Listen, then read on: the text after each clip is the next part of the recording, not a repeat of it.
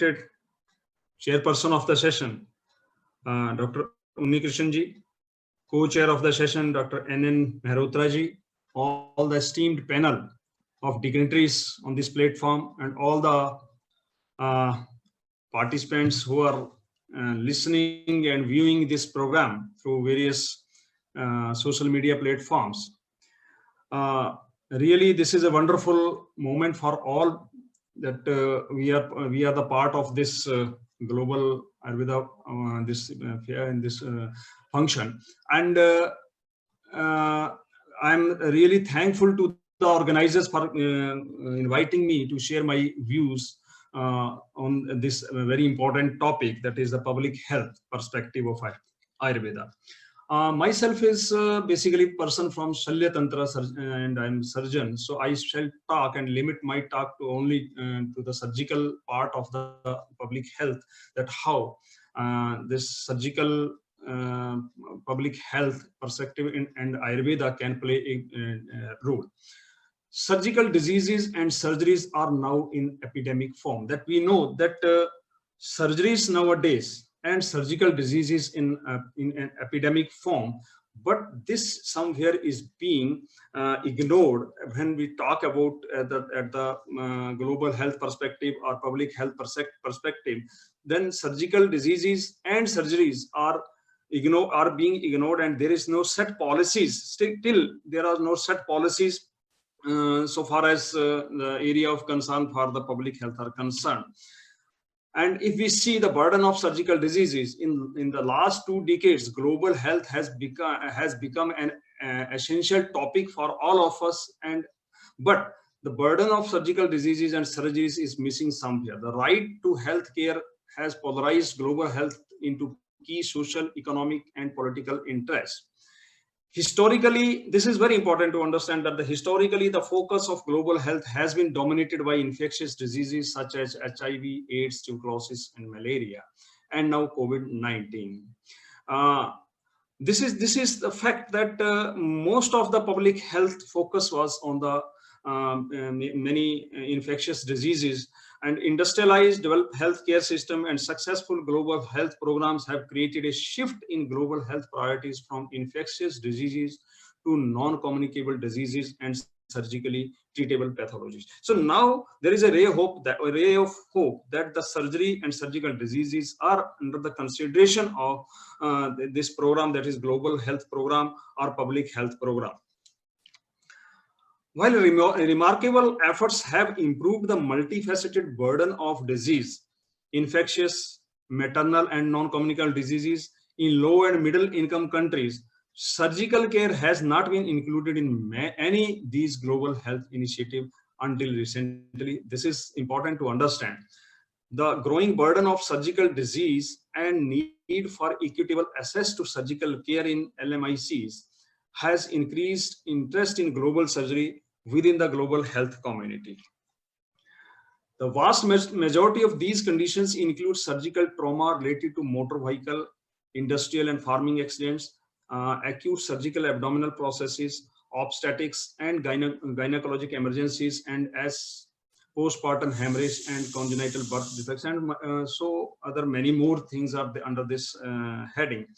The WHO has also raised the alarms that, and the attention has been given on this issue, that why these surgical issues are not being addressed at larger level as a community health or at a global health perspective. With a shift in epidemiology and failure to include global surgery in global health platform, global health experts report that surgical diseases now account for more deaths annually than HIV, malaria, and tuberculosis combined. This is very important, that now the surgical diseases or trauma or deaths due to surgery or due to surgical diseases are much more than these infectious or fatal diseases. So present global scenario of surgical disease and surgery is the burden of surgical disease is 30% of the total disease, and this is huge. This is the huge chunk of diseases, and we should focus as a strategy as the policy makers, we should focus on these areas. Although there, as Dr. Unnikrishnan ji, he explained the 5 key areas of the public health concern, but the surgery is again missing there. However, indirectly the surgery is also covered in under those 5 key areas, but there is a need of the direct focus on the surgery and surgical diseases. Significant number of patients has no access to the surgeries. This is very important. And the major reasons are the poverty, the lack of awareness, non-availability of the surgeons or surgeries or facilities, failure or late or no diagnosis at all, no investigations available, investigative facilities are available, illiteracy, psychosocial barriers, and geographical barriers. These are certain issues which, due to which the patients has no access to the surgeons. Surgeries are big hospitals where the surgeries can be performed. If we see the scenario in Indian scenario or the Asian scenario, then we can see that there are huge number of surgical cases, huge number of surgical cases, and these cases are day by day increasing. And although there are state-of-art facilities all around in our country and elsewhere also, but those facilities are not sufficient and available to the person who is down to the line. And there are crowded public hospitals. There are long waiting lists, and the reasons for the long waiting list for the surgeries are the multiple, right from the investigations to getting the investigation reports, and then to get the anesthetic checkup, and then to get the surgeon's appointment, and then to get the surgery done and postponement of the surgery. These are certain major issues which cause to the long waiting list for the surgery. And during that waiting period, so many people are they succumb to those injuries or diseases, and the morbidity and mortality is much higher due to long waiting lists.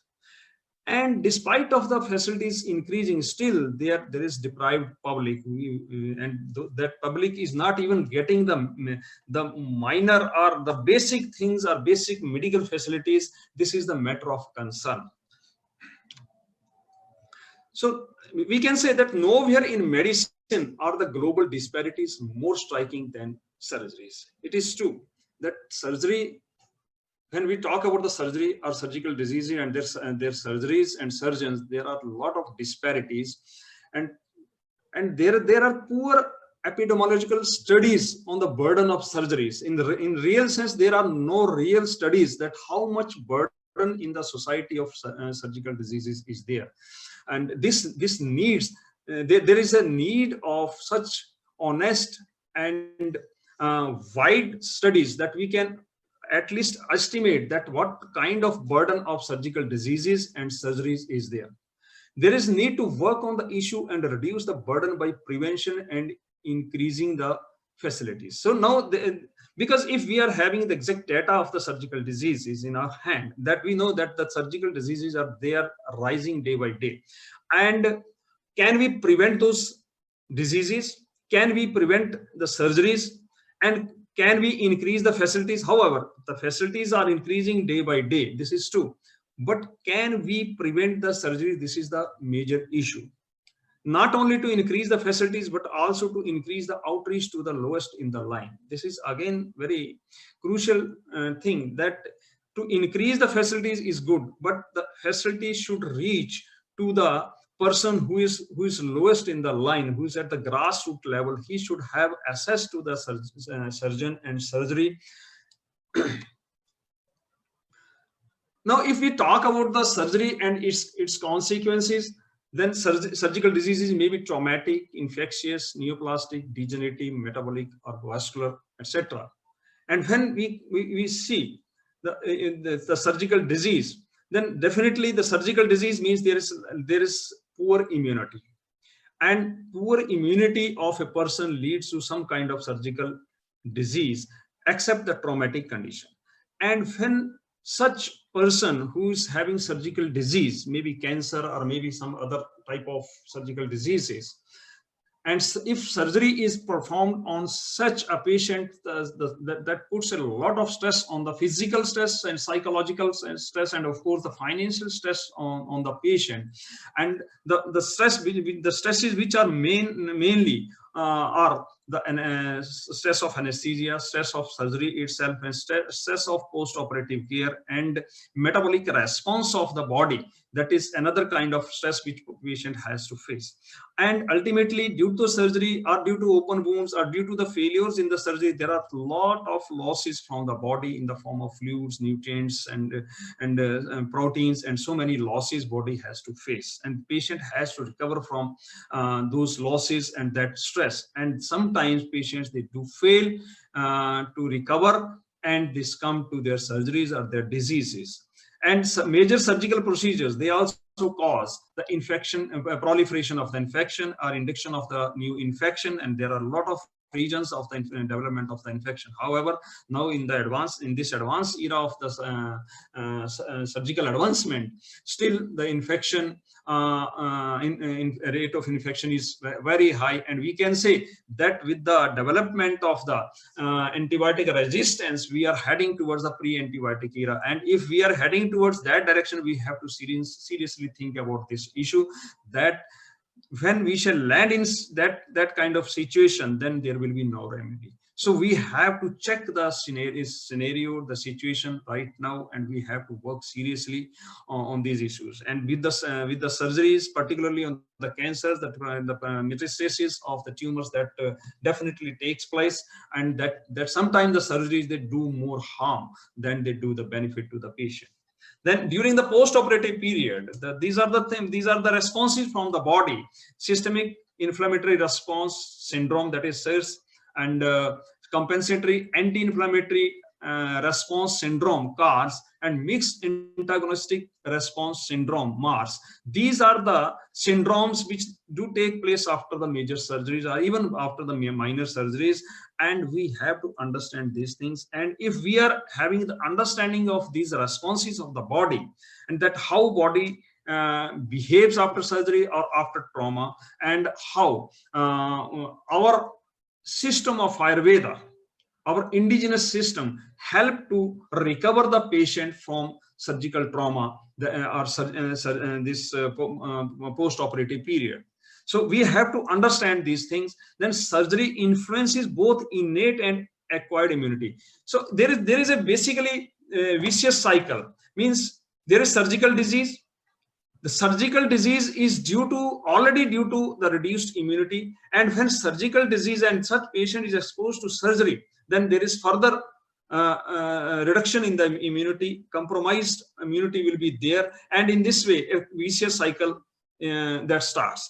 And here is the opportunity for Ayurveda to work upon that, how we can control all these issues. So how we can reduce the surgical burden? Prevention of surgical diseases through Ayurveda and through other methods also, but so many, except trauma, we can prevent the surgical disease. However, for trauma also we can, or there are some certain strategies, but those strategies are only on the documents, not in the practical shape. And we can reduce the trauma, particularly roadside accidents. Those can be reduced up to significant number, but that needs a lot of efforts from so many sectors, means government or from the public or from other areas. And then epidemiological studies of surgical disease. We have to study this thing, that what is the real status of the surgical diseases in the society, and what kind of particular surgical diseases they are coming up, and how we can prevent, or we can check, or we can minimize such diseases. Avoiding unnecessary surgeries. This is very important. Generally, sometimes it is also called that this is the era of, however, the surgical advancement, but this is also the era of surgical terrorism.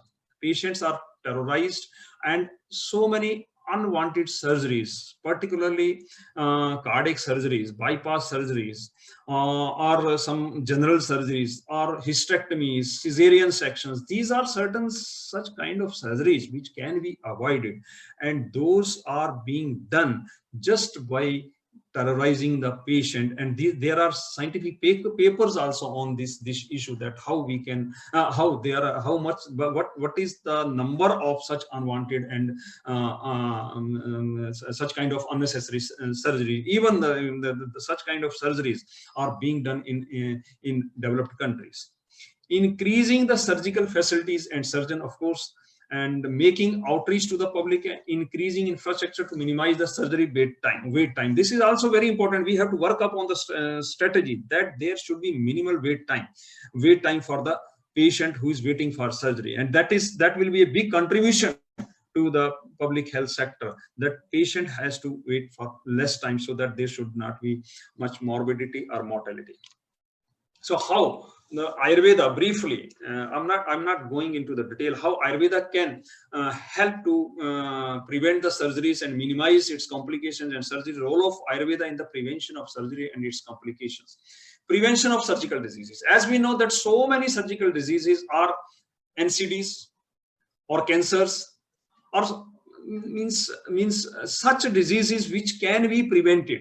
And if we change our lifestyle, we change our diet and dietetics, and how, because today we don't know how much to eat, when to eat, where to eat, and how to eat. These things we have forgotten, and these are the things, these are the forgotten memories. If we recall them and we obey them, then we can prevent so many diseases, maybe surgical or non-surgical diseases. Definitely the immune boosting, which is the main domain of Ayurveda, that the immune boosting and Rasayana Sevana, along with the lifestyle change and diet and dietetics change, and following the Sadvritta and seasonal regime. Diurnal regime means Ritucharya, Dincharya. If we follow all these and we make it as a movement in the society, then definitely we can bring down the number of diseases, including so many surgical diseases. Definitely. So we have to make it a campaign. We have to make it a movement, and so that public should be aware about all these basic facts, that how we have to live healthy. Then prevention of perioperative complications. Again, because we have to understand that the patient who is having surgical disease or trauma is already having compromised immunity.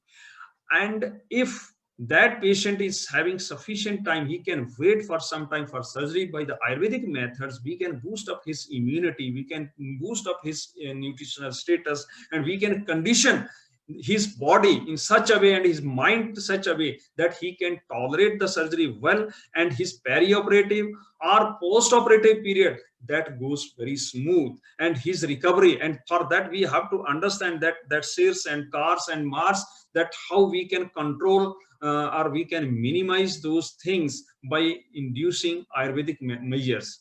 And then prevention of post-operative infection, immuno-augmentation and immunosuppression. When it is by patient's immune system can be kept boosted to avoid post-operative complications, or to minimize the post-operative complications, particularly of various infections and various losses. Then antibiotic is again a big issue.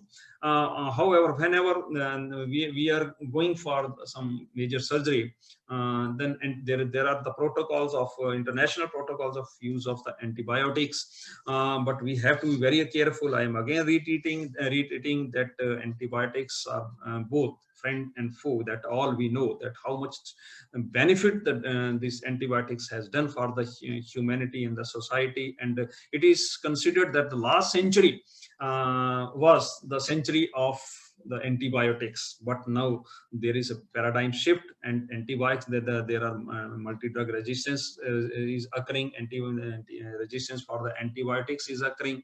And as I already said, that we are heading slowly towards the pre-antibiotic era. So whenever we are using antibiotics, patients are forced to use antibiotics, we should be very careful, and we should use them up to the minimal extent, and we should not misuse them. And it is also possible now, surgeons are also working upon, even the Ayurvedic surgeons are also working upon that how we can perform the antibiotic less surgeries where the antibiotics are not used. And there are so many surgeons even in our country, and those who are not using antibiotics are using minimal antibiotics. So our aim should be that we should minimize the antibiotic use, and these all things are possible. That is the reduction in the surgical diseases, then the reduction in the surgical surgeries, and then making the smooth convalescence period, post-operative period, so that there should be strong and good recovery by the patients we can do. And it is possible through Ayurveda, but we have to understand this fact that the surgery and surgical diseases are the major problems in the society, not at the national but at the global level. And we have to act upon, we have to make the strategies, and we have to what I can say, use Ayurveda in true sense and make it campaign and a movement to prevent such kind of things. And this is just my message, and thank you very much for giving me this much time. Thank you.